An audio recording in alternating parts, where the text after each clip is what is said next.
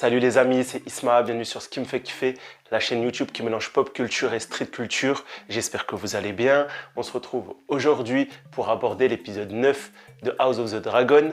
Avant tout, commente, like, partage, aide la chaîne à grandir, donne de la force, Targaryen. Voilà, le message est passé, va sur la chaîne, il y a beaucoup de choses à découvrir. Les reviews du Seigneur des Anneaux, Andorre, She-Hulk, même si, bon, She-Hulk, je t'invite pas vraiment à aller la regarder, parce que, franchement, les reviews sont autant nulles que la série l'est. Voilà. Bref, on attaque tout de suite sur cet épisode 9, c'est pour ça qu'on est là. Alors, il y a une tradition dans Game of Thrones qui veut que par saison, l'épisode 9 soit le plus violent, avec le plus gros twist ou le plus gros cliffhanger, en tout cas l'épisode le plus bouleversant de la saison. C'est genre le gros épisode et le 8, c'est un peu plus calme, tu vois. Et ben, House of the Dragon est dans cette lignée. Donc, pour faire bref, on va faire les éléments clés à retenir pour aborder l'épisode final. Quelques points forts, quelques points faibles, même si, comme j'aime le dire, en réalité, il n'y a pas de point faible dans House of the Dragon. Franchement, on peut ne pas aimer ce que l'histoire raconte, ça c'est les goûts de chacun, mais en termes de réal, de musique, de décor, en tout cas cet épisode, voilà, des fois on peut discuter sur les plans de la ville qui sont pas terribles, sur la CGI des dragons qui est un peu en dessous. Alors là, je trouve qu'il n'y a rien qui cloche. Alors j'ai envie de dire tout de suite un truc avant que j'oublie. Tout l'épisode il est accompagné de la musique un peu... La musique de House of the Dragon, donc qui n'est pas celle du générique, qui est semblable à celle de Game of Thrones. Une petite... quelques notes comme ça. Et il y a un remix de cette mélodie qu'on entend dans tout l'épisode quasiment. Quelques notes de piano plus lent que d'habitude et ça rend trop bien au niveau de la tension. Enfin, j'ai kiffé tout l'épisode. Alors franchement, je pense que déjà c'est mon épisode préféré de la saison avec l'épisode 3. Mais waouh, il était vraiment bon en fait dans ce qu'il racontait, dans la tension. Donc, le roi est mort et cette fois-ci, on ne sera pas dans un épisode qui va se passer une période beaucoup plus tard. On est vraiment le lendemain de la mort du roi, donc le lendemain de l'épisode 8.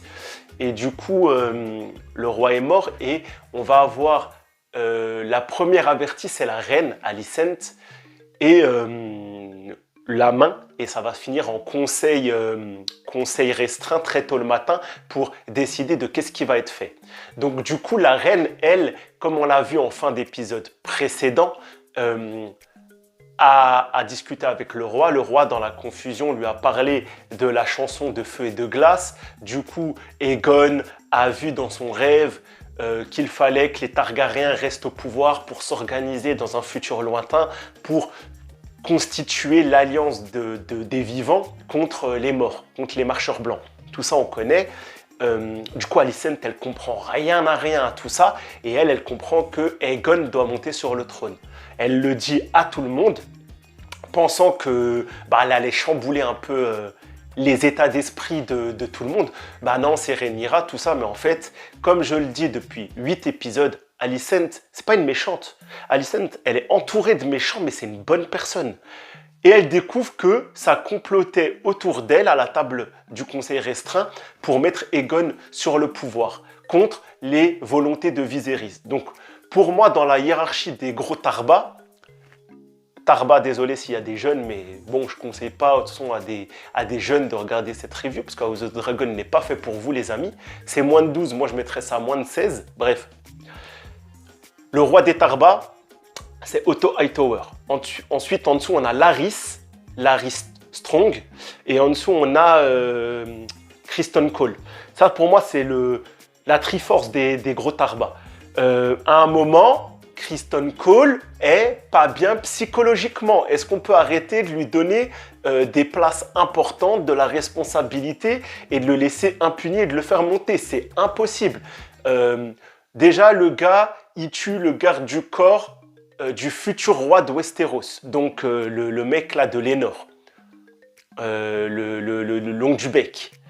Ensuite, Kristen Cole, il veut fracasser des gosses royales. Ensuite, Kristen Cole, dans cet épisode, il tue le sire des Essaims, là. Le vieux qui était pote avec Viserys depuis l'âge de 2 ans. Ils ont grandi ensemble. Il le tue comme ça, bim, par derrière, conseil restreint. En fait, je crois que c'est un mec, en fait, Kristen Cole, il fait toujours des fixettes sur des meufs. Sa première fixette, c'était Rhaenyra. Rhaenyra la remballe. Et du coup, je pense qu'il est secrètement... Bon, ça, dans les livres, ça doit être sous-entendu, parce que souvent, dans les livres, ils nous font comprendre des choses qu'on comprend pas forcément dans les épisodes. Mais je pense que Kristen Cole est aujourd'hui amoureux de la reine. Et vu que c'est un zinzin, eh ben, il fait tout et n'importe quoi pour elle. Mais, comme Larys. Mais de toute façon, moi, je comprends. Hein, Alicent, elle a beaucoup de charme. Bref, c'est quoi ce mec qui tue des gens et il monte, il évolue? Il y a un gars à côté, Lord Harold. Il est trop stylé, le commandant de la garde royale. Il enlève son manteau, il dit « Ouais, nanana, moi, je suis le mec du roi, casse-toi ». Et à chaque fois, il a essayé de tempérer Kristen Cole. Et Kristen Cole, on l'a laissé agir sans... Bref, ce conseil restreint, il part en steak. Alicent, elle découvre qu'elle est entourée de fourbes.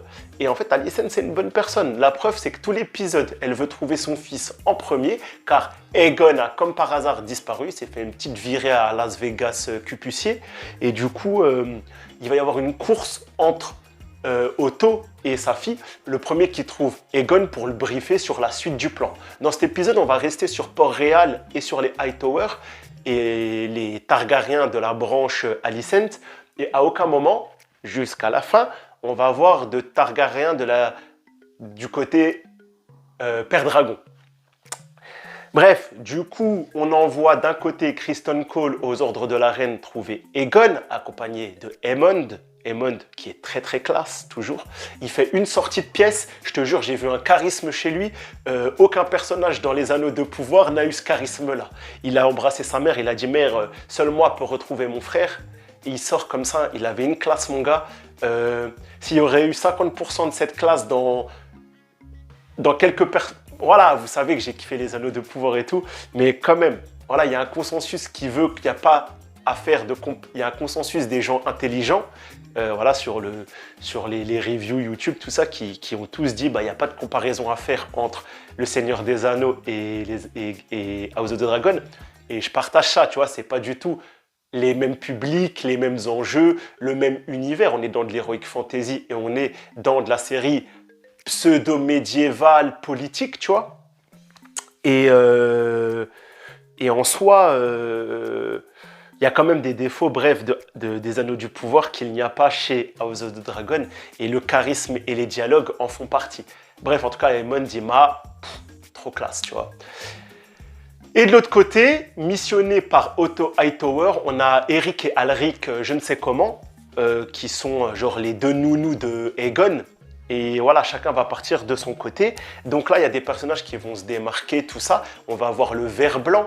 Je crois que voilà, c'est la chef un peu des maisons closes, des maisons de la soie, tout ça. Qui est une genre de... Moi, j'ai pris ça un peu comme une genre de mafia, un peu, tu vois, de la rue de Cupucier, des rues de la soie, tout ça. Enfin, c'est quand même quelqu'un d'important, tu vois, j'ai l'impression, au sein de la classe pauvre et underground. Et du coup, bref, c'est elle qui va aider à retrouver Aegon kidnappé, parce qu'elle, elle a quand même les infos de ce qui se passe au palais. Donc, mort du roi, tout ça, elle a dû le mettre à l'abri voilà, parce qu'elle savait qu'Aegon, il allait avoir un biais. Et surtout, en fait, Aegon, on comprend que ces dernières années, il a mis en place des combats d'enfants qui torturaient les ongles longs, les dents limées, tout ça pour s'affronter, ce fou. Et en fait, on comprend que c'est un sadique, c'est un zinzin sadique. Et en vrai, dans l'épisode précédent, on pouvait se dire que c'était Aemond le plus fou. Mais en vrai, Aegon, c'est un zinzin. C'est un zinzin. Aegon, il est totalement starbé. Et il va devenir roi. Et à la fin, d'ailleurs, spoil, pendant le couronnement, je ne sais pas si les réalisateurs et les scénaristes ont voulu véhiculer un peu cette idée. J'ai vu pendant quelques secondes, je me suis dit, tiens, il fait penser à Geoffrey celui-là.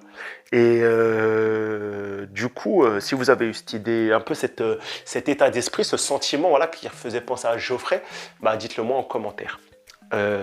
Du coup, bref, Otto, il vient donc vers le ver blanc. Là, le ver blanc dit, ouais, il faut faire cesser ces combats, la torture, nanana, que Aegon a mis en place, tout ça. Otto s'engage.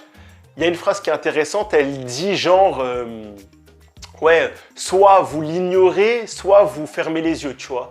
Et plus tard, il y a une autre phrase et j'ai l'impression qu'Otto, il savait qu'il y avait ça. Mais Otto aussi, hein. Otto, c'est le diable. Hein. Moi, je vous le dis, Otto, c'est le diable.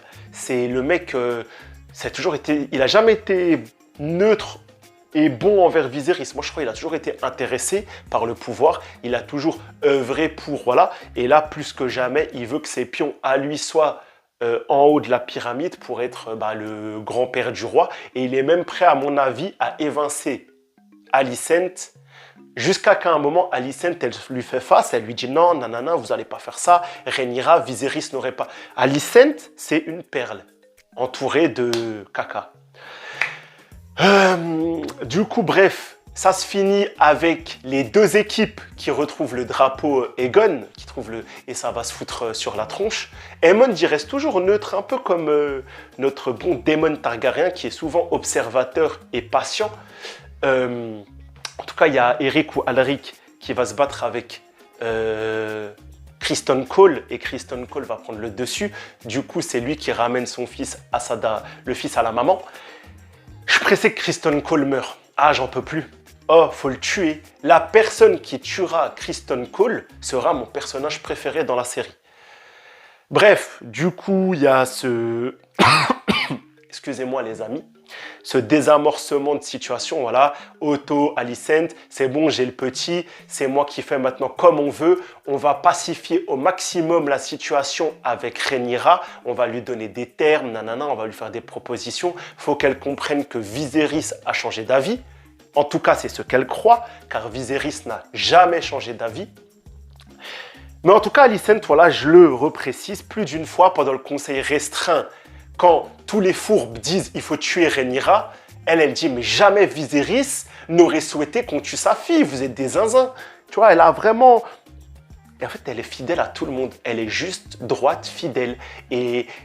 c'est vrai que c'est la plus dans le délire, l'étoile à 7 branches, la religion de Westeros, tout ça, mais elle est pieuse, tu vois, dans son culte. Et elle est bonne.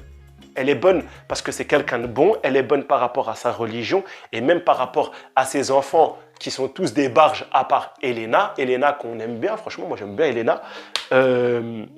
Voilà. Il y a sûrement d'autres choses, mais j'ai envie de venir au couronnement. Du coup, Aegon, le lendemain, est amené... au septuaire, tout ça, au grand septuaire. Ah oui, et il va y avoir le couronnement. Avant tout ça, ouais, j'ai roté, désolé les gars, il n'y a aucun respect. Soit dans les vidéos, c'est soit je baille, soit je rote. Rhaenys est maintenue captive en même temps que d'autres seigneurs qui étaient là la veille pour le truc de Vaemond Velaryon, tout ça. Ils ont quand même assassiné 2-3 seigneurs, tu vois, qui voulaient rester fidèles au serment d'il y a 20 ans fait à Rhaenyra. Et Otto, soit il les tue, soit il les emprisonne, tu vois. Donc les seigneurs vont tous devoir se positionner. Il y a juste Rhaenys qui arrive à s'enfuir à l'aide d'un garde. Rhaenys qui compte pas du tout se ranger du côté des Hightower, j'ai l'impression. Et elle a quand même un bel échange avec Alicent. Elle lui dit, mais pourquoi ça ne serait pas vous la reine, tu vois? Et c'est vrai, moi j'aurais bien voulu qu'Alicent soit reine. Bon, les livres et Monsieur Martin vont dans une autre direction, tout ça. Mais voilà, dans un fantasy booking, Alicent Trent, j'aurais bien aimé.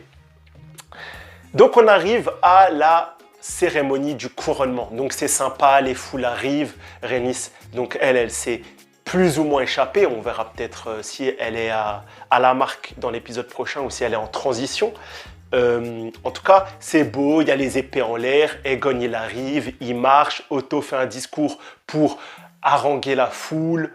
la reine est présente, les personnes importantes sont présentes, le discours est fait. Et Aegon, il parle pas, parce que franchement, si Aegon, il parlerait, les gens, ils se diraient, c'est lui notre roi? Oh my God. Donc, voilà, c'est mieux qu'il se taise. Aemond, d'un regard comment? D'un regard ténébreux, il a le seum contre son frère. D'ailleurs, à un moment, un échange est fait. Justement, quand les deux équipes s'affrontent pour récupérer Aegon, il se tape avec son frère pour le ramener. Il dit, toi, t'es un pauvre con, t'es ceci, t'es bête, t'es nanani, t'es nanana, ça devrait être moi le roi. En soi, oui, même si je pense qu'Aemond a ses propres démons, la violence, la soif de sang, tout ça, la soif de conquête. Donc, la cérémonie est faite, on croit que c'est bon. Donc, il a son épée en l'air, gloire au roi, gloire au roi.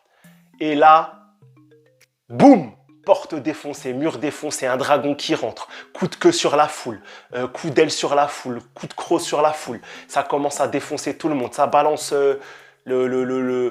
toute cette attaque, tu vois, ça fait tomber des pierres, ça lance des rochers, c'est la catastrophe. Au début, alors j'ai peut-être eu un doute, parce que comme vous le savez ou vous ne le savez pas si vous ne connaissez pas la chaîne depuis longtemps, j'ai un petit problème de vue, je vois relativement mal. C'est vrai que des fois, il y a des choses qui m'échappent ou il y a des choses que j'ai du mal à discerner. Et du coup, je ne savais pas c'était qui sur le dragon. Alors, je m'étais dit c'était Rhaenys avec Maze, mais en fait, au final, j'ai vu l'armure, tout ça, donc c'était Rhaenyra. Bon, si je me suis trompé, confirmez-le-moi, il n'y a aucun problème. L'un dans l'autre. Quelqu'un est venu foutre le zbeul et a dit « Vous croyez que ça va se passer comme ça? C'est la guerre maintenant. » Donc, malheureusement, en fait, c'est toujours une fois moi, une fois toi. Là, Alicent, elle était, bon, même si elle allait contre les volontés du roi, elle était prête à faire un monde honorable et trouver la meilleure solution pour que Aegon soit roi. Peut-être promettre Aegon à sa fille. Bon, je pense que Rhaenyra n'aurait jamais voulu. Mais Rhaenyra ne veut pas ça en fait. Rhaenyra ne veut pas ça. Rhaenyra veut son pouvoir. Est-ce que c'est seulement par ego, avidité et soif de pouvoir? Je ne sais pas. Ou est-ce que c'est pour les volontés de son père, le respect, tout ça? Ou est-ce que c'est pour, justement, elle a compris l'importance de la chanson de feu et de glace? Ça, c'est la psychologie du personnage en réalité. Parce qu'elle dit quand même dans l'épisode précédent, je ne veux pas de ce pouvoir.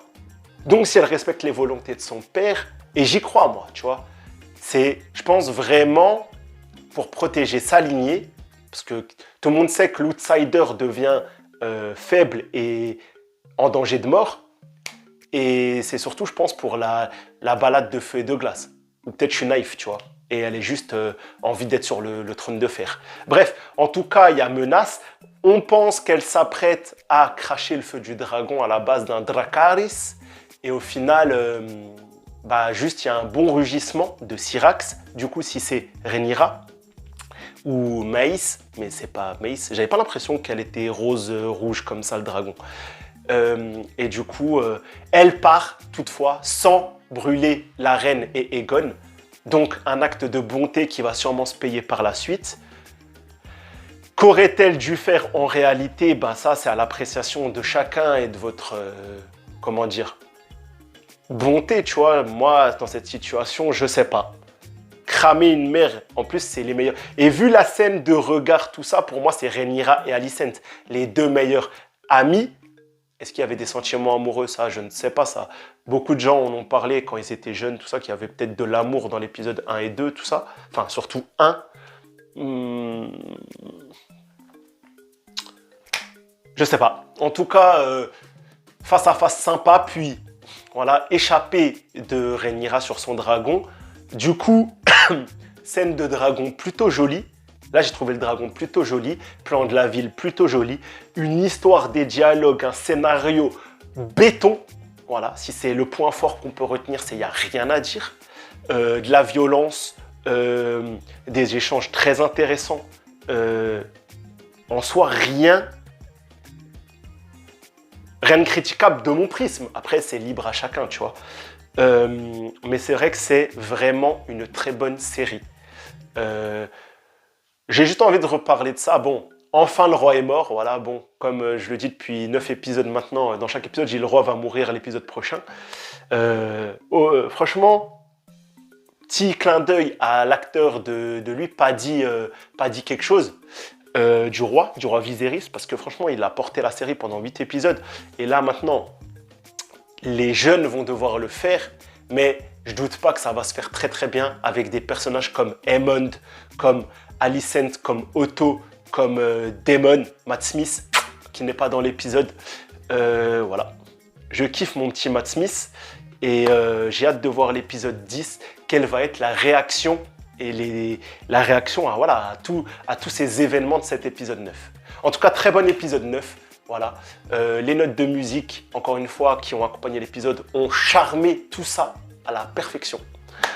Ok les gars, on va s'arrêter là. Ça va sûrement faire une petite vidéo de 20-22 minutes. J'espère que vous avez passé un bon moment. Soyez curieux, beaucoup de choses à découvrir sur la chaîne. Chi-Uluk, Hamdoullah, c'est fini. Les anneaux de pouvoir, franchement, il faudra mûrir tout ça. Bientôt une vidéo qui arrive sur quels sont les défauts de la saison 1 à remédier en saison 2. Allez voir Andor, voilà, j'essaye de faire des petits shorts de temps en temps pour vous hyper un peu les épisodes de Andor, parce que ça a un peu de mal, mais l'épisode 6 était plutôt cool. Donc voilà, plutôt des choses à aller découvrir. Voilà, on se régale franchement en ce moment sur la chaîne. Une fois que House of the Dragon et Andor, ça sera fini, la chaîne se calmera un petit peu, parce que ces quelques semaines-là, depuis le rush, depuis début septembre, ça a été plutôt intensif, donc petite pause, mais vous inquiétez pas, je reste là pour vous faire du contenu street culture et pop culture. Allez les gars, ciao!